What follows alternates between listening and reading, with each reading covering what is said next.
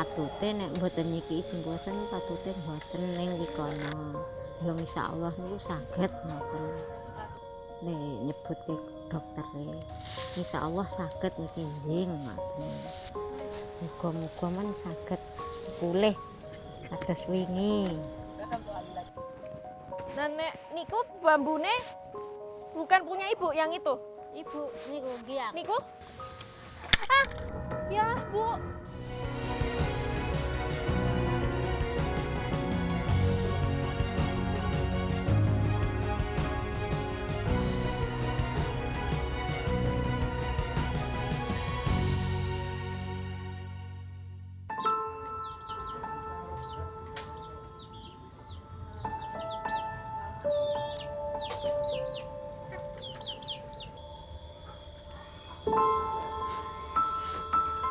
Kedua kaki itu terkulai lemah. Lebih tepatnya, mati rasa. Sudah 3 tahun kaki Pak Paikan tak lagi bisa membawa tubuhnya beraktivitas normal. Jangankan berdiri dan berjalan, menggerakkan sedikit saja, ia tak lagi kuasa. Sehari-hari, pria yang lahir 64 tahun silam itu hanya bisa terbaring di atas tempat tidur. Sesekali jika sudah lelah dengan satu posisi tidur, ia mengganti posisi dengan bantuan kain yang diikat pada kakinya. Ini ia lakukan agar tak perlu merepotkan orang rumah untuk sekedar berpindah posisi tidur. Sementara itu semua aktivitas lain harus dibantu orang lain. Beruntung Pak Paikan memiliki istri dan anak perempuan yang selalu sigap membantunya mulai dari duduk, makan, hingga mandi.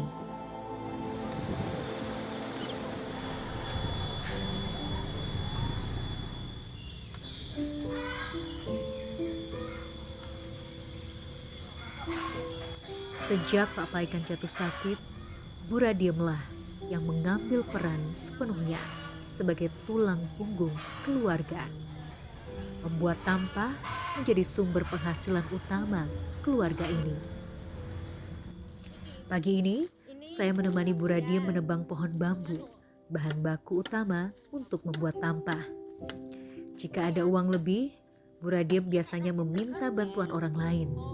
Namun jika uang di dompet sedang pas-pasan, Bu Radiem mau tak mau harus menebang bambu sendiri.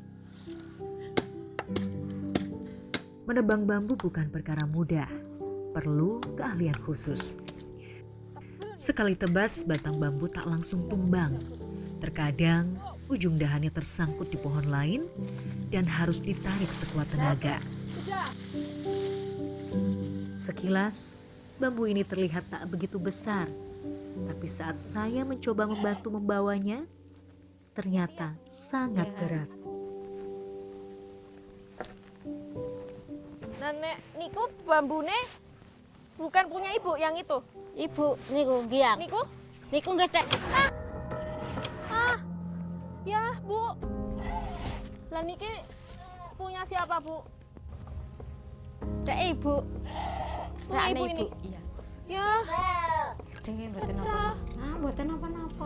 di mana sih di sini ya? Iya. Kesenggol Bu, ya maaf ya Bu. Maksud hati saya ingin membantu Ibu Radiem, tapi justru menambah kerepotan. Nggak, Mang cangkem apa?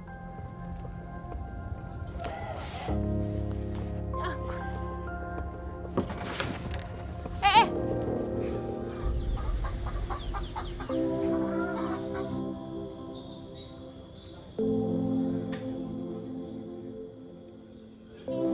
Yang sudah kering. Oh, ini bukan.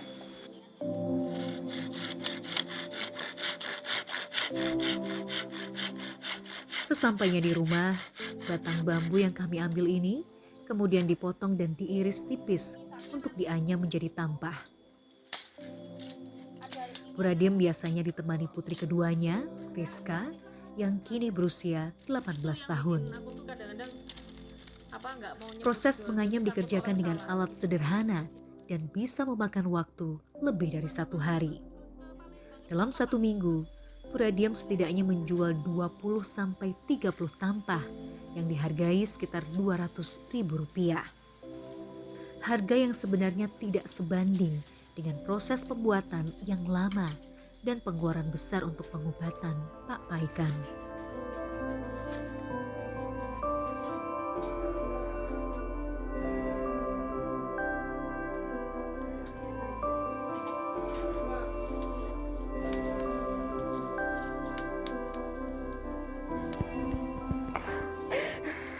Udah bocor alusnya ya? Iya, Mbak. Kasih. Sama-sama ya Bu ya.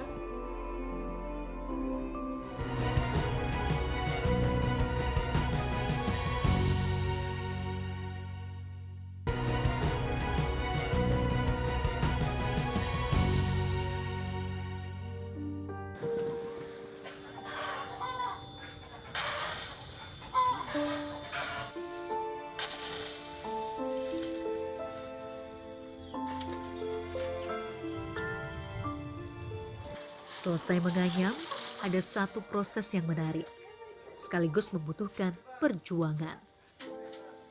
Setidaknya bagi saya, yaitu mewarnai anyaman bambu dengan cara tradisional di dapur sederhana milik Bu Radiem. Anyaman tampah yang setengah jadi ini masih memiliki warna alami bambu. Proses pengasapan dilakukan untuk mendapat warna kecoklatan pada tampah agar nantinya lebih menarik untuk dijual.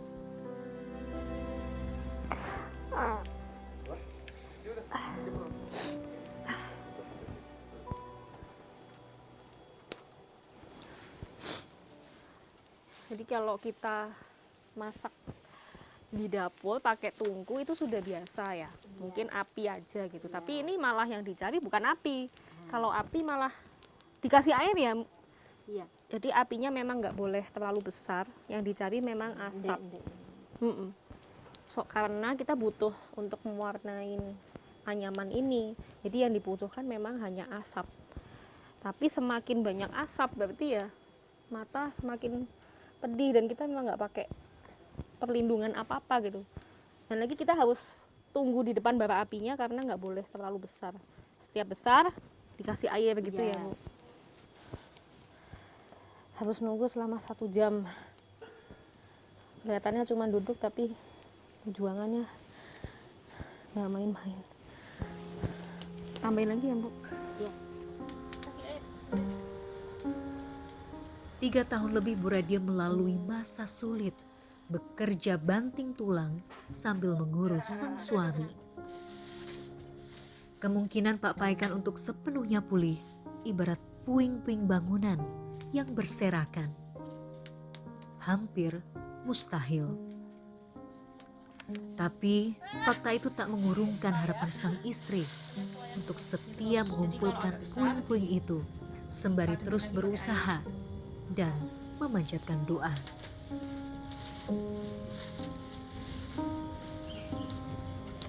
Dokter ngomongnya iso waras, iso sembuh nopo ora.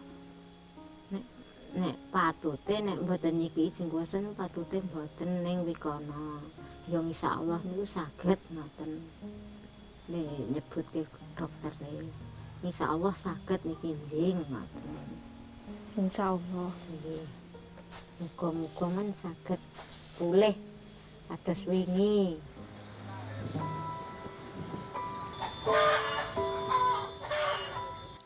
Februari 2019, Pak Paikan jatuh saat memanjat pohon rambutan. Akibatnya, tulang belakangnya patah yang mempengaruhi saraf seluruh kakinya. Sudah 3 kali Pak Paikan menjalani operasi untuk pemasangan pen, namun belum ada kemajuan berarti. Ceritanya waktu itu memang kerja di kebun rambutan itu atau gimana Pak? Jadi suruh yang punya, suruh manjat untuk motongin yang di genteng-genteng itu.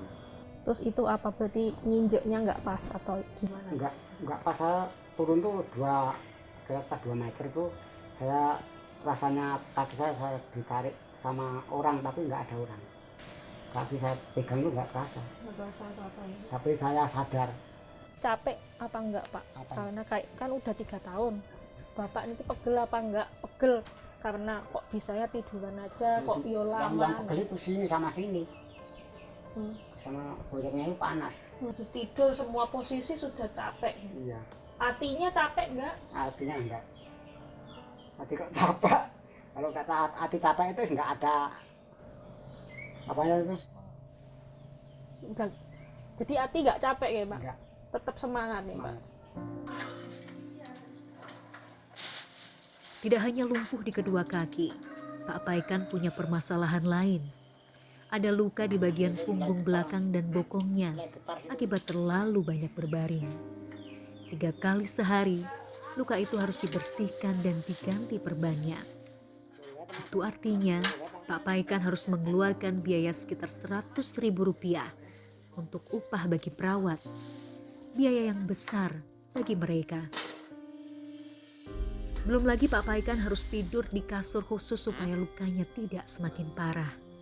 Sayangnya, kasur yang sudah rusak di sana sini itu belum bisa diganti karena persoalan biaya. Bagi anak pertama Pak Paikan, Tari, yang bekerja sebagai pegawai warung, sedih rasanya belum bisa membelikan kasur baru untuk sang ayah. Ini kalau yang sekarang ini gimana Mbak kondisinya? Memang sudah harus ganti nggak seharusnya? Ya harus ganti, tapi kan belum ada uang. Kemarin kan tak buat berobat terus toh, bayar obat terus. Saya kan setiap bulan kan harus yang mesti kontrol beli itu ya? obat ya. Terus aku belum bisa beliin kalau sama bapak. Yo sesuk lah alon-alon lah, sesuk ora yo ono dalane ya. Dari rumah sakit juga syaratnya dari dokter nggak boleh.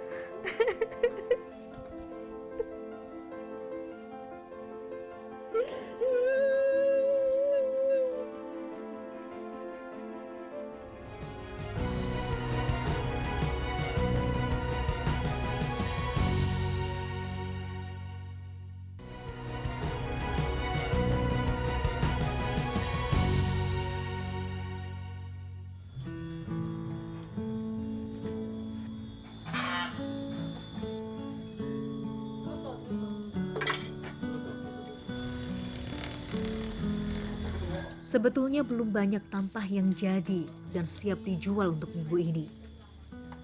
Setengah dari target pun belum sampai. Tapi Bu Radiem sedang darurat. Ia butuh uang cepat untuk membeli alat-alat merawat luka Pak Paikan. Kami menyelesaikan beberapa buah tampah lagi. Ternyata proses akhir kerajinan tampah ini masih panjang. Mencetak dengan alat sederhana hingga mengikat. Untuk pengikat tampah ini Bu Radiem juga harus mengeluarkan modal lagi. Wengku atau bagian tepi tampah harus dibeli Rp800 per buah. Sementara tali plastik seharga Rp10.000 yang hanya cukup untuk 10 sampai 20 tampah saja.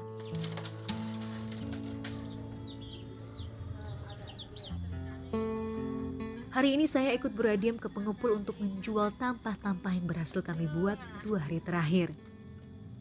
Satu tampah dihargai bervariatif, mulai dari Rp6.000 hingga Rp9.000.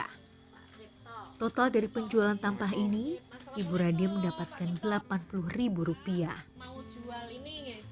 Meski hasil yang diterima tak begitu banyak, saya melihat senyum tulus Bu Radiem yang penuh syukur. Setiap rupiah hasil memeras keringat, baginya adalah rezeki dari sang pemilik kehidupan.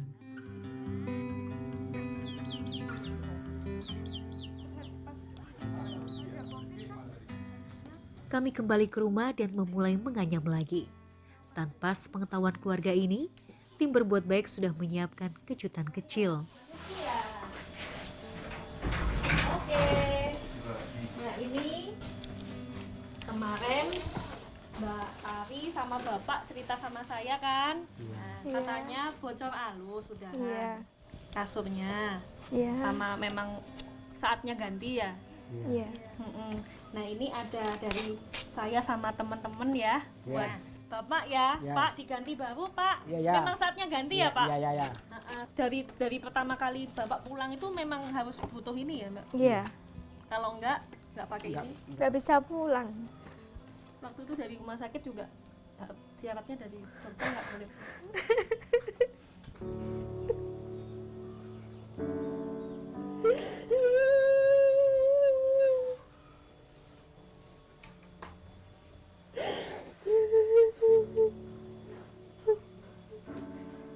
Pengen beliin udah lama ya Mbak.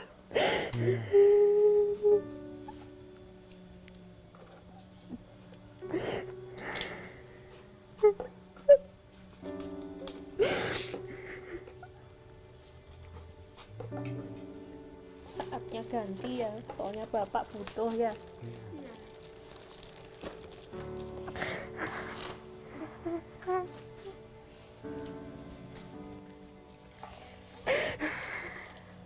Ada botol alusnya ya. Iya, Mbak. Kasih sama-sama ya Bu ya. Katanya kepikiran berapa bulan harusnya saatnya ganti belum bisa belinya. Nah, ini ada sedikit rezeki itu selalu ada ya Mbak ya.